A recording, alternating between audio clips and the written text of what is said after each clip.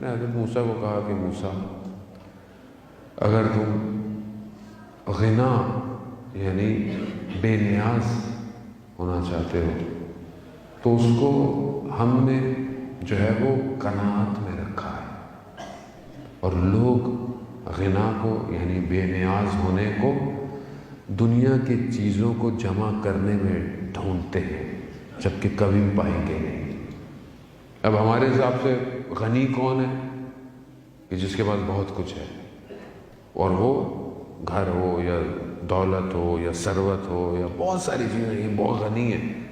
جبکہ خدا کہہ رہا ہے کہ میں نے قناعت میں رکھا ہے، یعنی جتنی تمہیں ضرورت ہے وہ ہے، اس کے اندر نہیں ہے۔ انسان آج معاشرے کے اندر بھی ہے کہ یہ لے لو وہ لے لو حاصل کر لو، بے نیاز تھوڑی ہو سکتا ہے۔ اصل بے نیاز تو وہ ہے، ہم تو کچھ بھی کر لیں فقیر ہیں اور محتاج ہیں۔ قرآن کہہ رہا ہے انتم الفقراء الی اللہ، تم فقیر ہو، تم محتاج ہو خدا کی طرف۔ تو ہم جتنا بھی کر لیں ہم کچھ بھی نہیں کر سکتے۔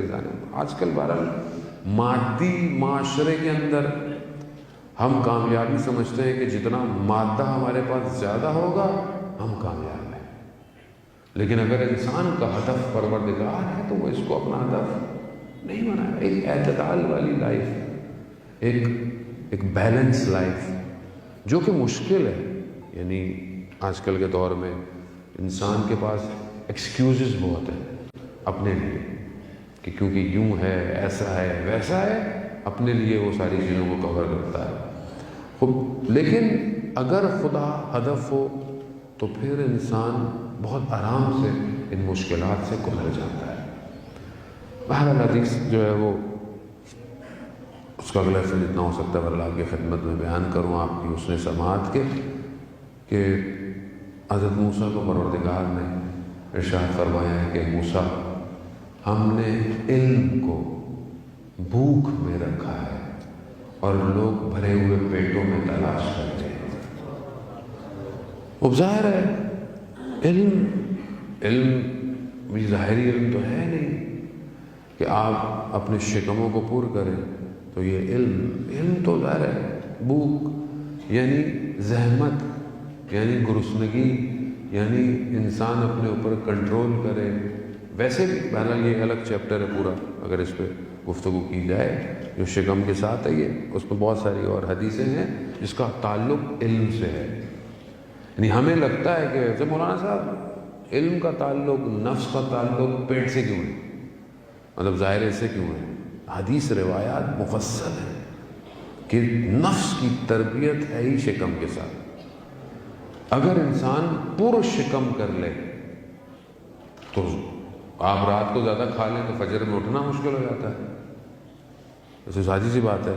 اور انسان اگر اپنی لذت کے لقمے کھائے تو اس کے لیے بہت ساری چیزیں ختم ہو جاتی ہیں، اور خدا نہ خواستہ اگر وہ کسی کا حق کھا رہا ہو یا باقی چیزیں کھا رہا ہو تو ویسے بھی انسان سے زائل ہو جاتی ہے۔ اس لیے انسان بہرحال اگر چاہتا ہے کہ بہرحال یہ زحمت، ایک بہرحال بزرگ تھے بڑی اچھی بات کہتے تھے کہ خدا بہرحال ان کی درجات کو بلند فرمائے، وہ کہتے تھے کہ شکم دنیا کی آسائشوں سے خالی ہوگا تو آسمانی حقائق تم پر نازل ہوں گے۔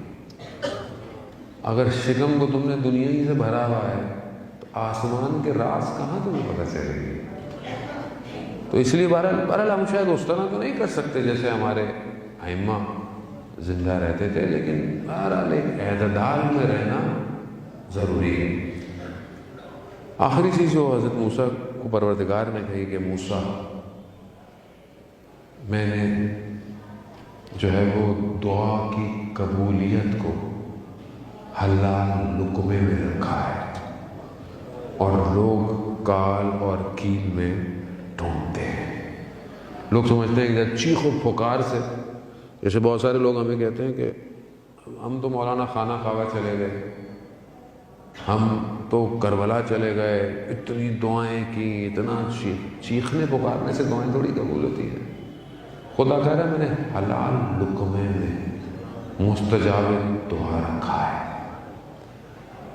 اب اگر خدا نہ خواستہ میری دعا قبول نہیں ہو رہی، پہلی تو بہرحال دعا خود کیا ہے، کون سی کرنی چاہیے، یہ پھر الگ چیپٹر ہے، اس کے لیے الگ خمسے کی ضرورت ہے۔ دعا خود مانگ کیا رہا، یعنی خدا سے، خدا منع نہیں کہتا، خدا کہتا مانگو مانگو میں عطا کروں گا، لیکن میں مانگ کیا رہا ہوں خدا سے؟ دنیا مانگ رہا ہوں تو اس میں بھی کیا مانگ رہا ہوں؟